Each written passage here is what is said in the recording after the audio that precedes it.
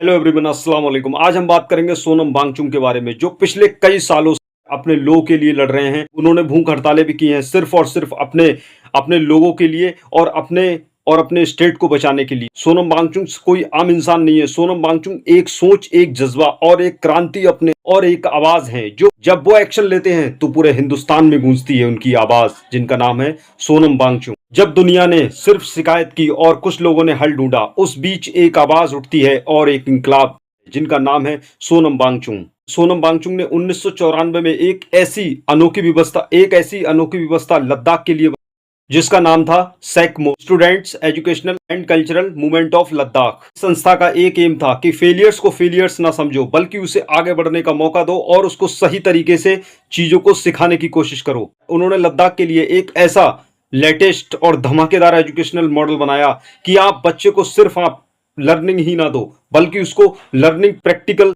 Skill दो।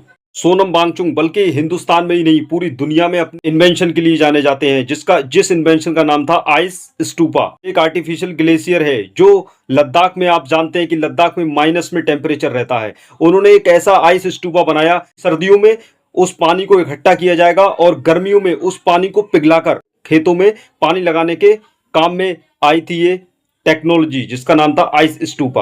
उनके काम के लिए उनको अलग अलग पुरस्कार और अलग अलग उनको मेडल मिले और उनकी पूरे देश नहीं बल्कि दुनिया भर में उनकी प्रशंसा हुई।